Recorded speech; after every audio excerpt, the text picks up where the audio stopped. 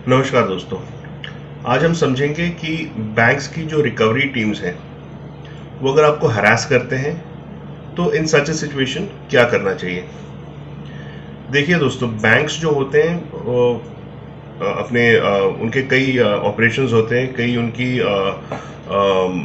तरीके होते हैं जिस तरीके से बैंक्स पैसा बनाते हैं। उनमें से एक तरीका है कि बैंक जब आपको लोन देता है या बैंक जब आपको कोई भी credit facility in the form of credit card, cash credit limit etcetera देता है, तो this is a way in which banks make money. ये बैंक्स का एक तरीका है जिस तरीके से बैंक्स अपना पैसा बनाते हैं। अब जब ये कहा जाता है कि बैंक्स अपना पैसा इस तरीके से बनाते हैं, इसका मतलब ये है कि बैंक्स आपको क्रेडिट कार्ड देके या आपको लोन्स देकर के बैंक्स एक बिजनेस ट्रांजैक्शन कर रहे हैं आपके साथ, जिसका मतलब ये है कि this is a business venture for the bank. Bank के लिए ये एक तरीके से बिजनेस है। And like any other business, ये जो बिजनेस है क्रेडिट कार्ड का और लोन का बैंक का, that is also loaded with risk. कोई भी बिजनेस वेंचर होता है, एक बंदा अगर ठेला भी लगाता है या एक बंदा बड़ी से बड़ी कंपनी चलाता है, दोनों में अगर कोई कॉमनैलिटी है, दोनों में अगर कोई चीज सेम है, तो दैट इज कि दोनों लोग रिस्क ले रहे हैं। कोई भी बिजनेस वेंचर उसमें रिस्क होता ही होता है। तो लाइकवाइज जब बैंक्स आपको पैसा दे रहे हैं, they do it with the understanding and they do it being informed कि आपको पैसा दे रहे हैं, तो there is a risk that the money might come back और it might not come back. वो पैसा हो सकता है बैंक रिकवर कर सके या नहीं कर सके। तो पैसा रिकवर करने के लिए बैंक अपने तरीके से तो सारी ड्यू डिलिजेंस करता है। सबसे बड़ी ड्यू डिलिजेंस जो होती है वो आपका सिविल रिपोर्ट चेक करता है बैंक, और फिर उसके बाद आपसे बहुत सारे डॉक्यूमेंट्स लेता है इन द फॉर्म ऑफ कि आपके पास प्रॉपर्टी क्या है, आपकी सैलरी स्लिप लेता है, आप कितना कमाते हैं उसके प्रूफ्स लेता है, आपका रेजिडेंशियल एड्रेस का प्रूफ लेता है। तो ये सारी चीजें जो लेता है बैंक आपसे, वो बेसिकली अपने रिस्क को मिनिमाइज करने के लिए लेता है, ताकि आपको पैसा देकर के जो पैसा बैंक कमाएगा उसमें रिस्क जितना कम हो सके, उस चीज को इंश्योर करने के लिए बैंक ये सारी डॉक्यूमेंटेशन और ये सारे बैकग्राउंड चेक्स आप पे करता है। अब ये सारे करने के बावजूद ऐसा हो सकता है कि कोई बैंक के पैसों की रीपेमेंट में डिफॉल्ट करे। अब डिफॉल्ट करने का मतलब ये होता है कि जो बैंक की किस्त है या जो क्रेडिट कार्ड का जो आउटस्टैंडिंग था, वो कोई हो सकता है रीपे ना कर पाए। अब दो रीजंस हो सकते हैं। एक हो सकता है इंटेंशनली रीपे नहीं कर रहे। इंटेंशनली रीपे नहीं करने का मतलब है कि उस जो भी कस्टमर है बैंक का, उनके पास पैसे हैं पर वो रीपे नहीं कर रहे। और दूसरी सिचुएशन एक हो सकती है कि कोई अनइंटेंशनली रीपे नहीं कर पा रहे। अनइंटेंशनली रीपे का मतलब होता है कि हो सकता है उनकी लाइफ की सिचुएशन कुछ ऐसी हो गई है जिस वजह से कि वो रीपे नहीं कर पा रहे। वो रीपे करना चाहते हैं बैंक को, पर वो कर नहीं पा रहे for some genuine reason. For example कि किसी ने हो सकता है क्रेडिट कार्ड लिया हो बैंक से और अचानक उनके घर में कोई फैमिली मेंबर बीमार पड़ गया है, जिस वजह से कि उनके हॉस्पिटल एक्सपेंडिचर्स और उनके जो फाइनेंशियल सिचुएशन है वो काफी ज्यादा मतलब वीक हो गई है because of the medical expenditures, hospital expenditures etcetera, जिस वजह से कि वो बैंक का आउटस्टैंडिंग दे नहीं पा रहे, या उन्होंने सारा अपना जो क्रेडिट लिमिट है उसे कंज्यूम कर लिया है विद द होप कि कल वो रीपे कर देंगे, पर उनकी फाइनेंशियल सिचुएशन अलाउ नहीं करती। सेकेंडली हो सकता है किसी की जॉब चली गई हो for X Y Z reason, recession आ गया, या अगर कंपनी अपने आप को अपने एम्प्लॉयज को निकाल रही है या फायर कर रही है फॉर डाउन साइजिंग एटसेट्रा। बहुत सारे रीजंस हो सकते हैं जिस वजह से कोई इंसान जेन्युइनली रीपे नहीं कर पा रहा। तो ये जो हमारी डिस्कशन है, ये जो मेरा वीडियो है, ये मैं उन लोगों को हेल्प करने के लिए बना रहा हूं who are being victimised by the banks despite intentionally wanting to repay the amount. ये जो वीडियो है इसका बनाने का इंटेंशन ही ये है कि अगर कोई हैरेसमेंट बैंक की तरफ से हो रही है किसी को, उससे वो बच सके। क्योंकि अक्सर ये न्यूज में आता है कि बैंक्स की हैरेसमेंट की वजह से किसी ने बहुत एक्सट्रीम स्टेप ले लिया है, या कई लोगों ने सुसाइड्स भी कमिट किए हैं। तो ये उन लोगों को हेल्प करने के लिए और उन लोगों को ये चीज समझाने के लिए है कि देयर इज अ वे। मेरा उद्देश्य ये है कि कोई अगर हरास हो रहा है तो वो उस हरासमेंट से बच पाए, कोई कोई एक्सट्रीम स्टेप ना ले ले इन the form of hurting one self, घर से भाग जाए या सुसाइड कमिट करने का सोचे। ऐसी सिचुएशन से बचने के लिए ये डिस्कशन की जा रही है। So with that in mind let's move forward.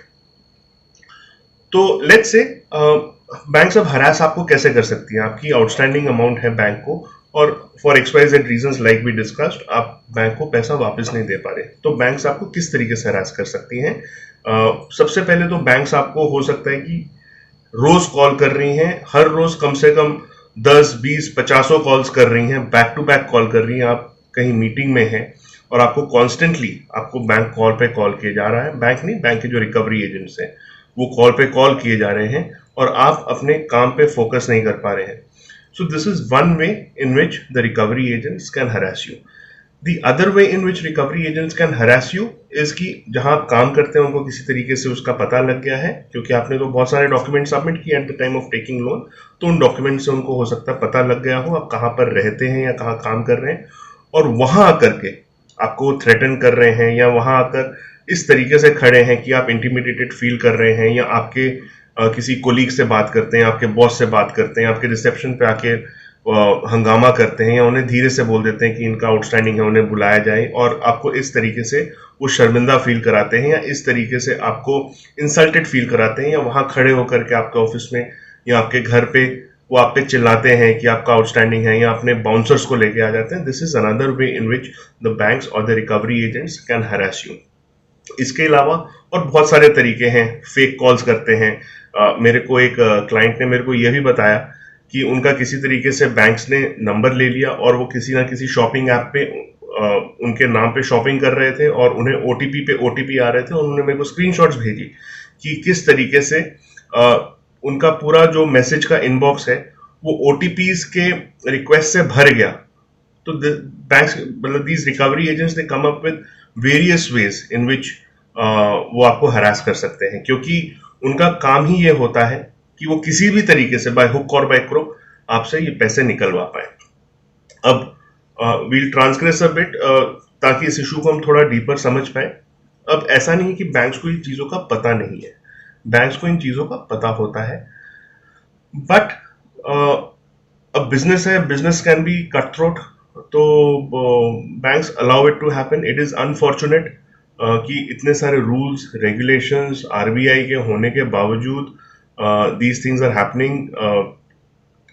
मेरे को लगता है अथॉरिटीज को इस चीज पे they should come down very heavily on such things so that ये चीजें ना हो पाए। अक्सर क्या होता है कि रूल्स रेगुलेशंस तो सारे हैं जो कि अब हम डिस्कस करेंगे in the latter part of the video, but क्या होता है कि इन रूल्स रेगुलेशंस जब तक के रूल्स और रेगुलेशंस इंप्लीमेंट नहीं होते, they are no good laws, you know, laws till the time they are used, implemented, not misused, but used and implemented, they are futile। वो बस लॉ बुक में बंद होके पड़े रहते हैं। सो अनफॉर्चुनेटली ये जो रिकवरी का जो स्फीयर है इसमें लॉज को थोड़ा और स्ट्रिक्टली इंप्लीमेंट करना चाहिए, सो दैट बैंक्स जो ये अपने रिकवरी एजेंट्स को फ्री हैंड दे देते हैं उनसे वो बचें। और इसमें कंज्यूमर कोर्ट्स को दे शुड स्टेप इन। जो भी बैंक्स हैं उनके जो इंटरनल मैकेनिज्म्स हैं they should ensure strict compliance with RBI guidelines. So having said that let's proceed.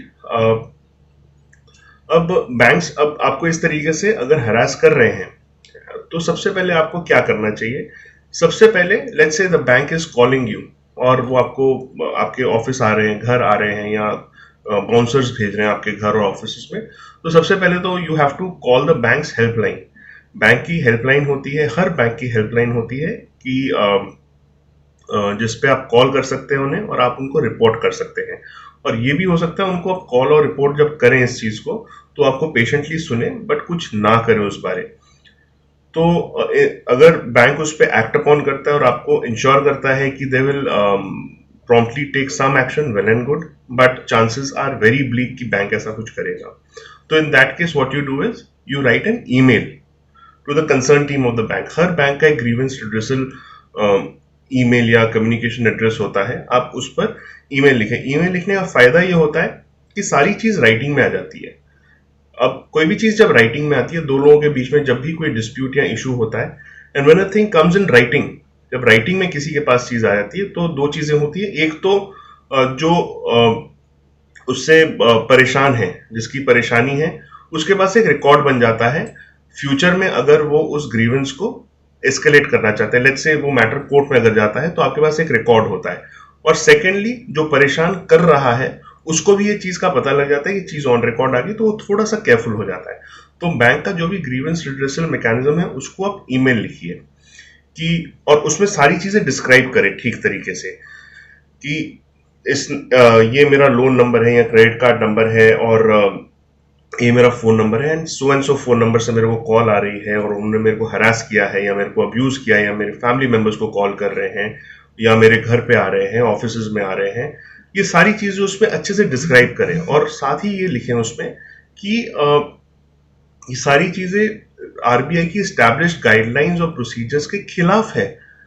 Courts ने भी बहुत सारी जजमेंट्स पास करी हैं जिसमें कि ये क्लैरिफाई किया है कि इस तरीके से कोई भी बैंक या रिकवरी एजेंट्स अपने पैसों को रिकवर नहीं कर सकती। देखिए, रिकवरी दो टाइप की होती है, एक होती है लीगल रिकवरी और एक होती है इलीगल रिकवरी।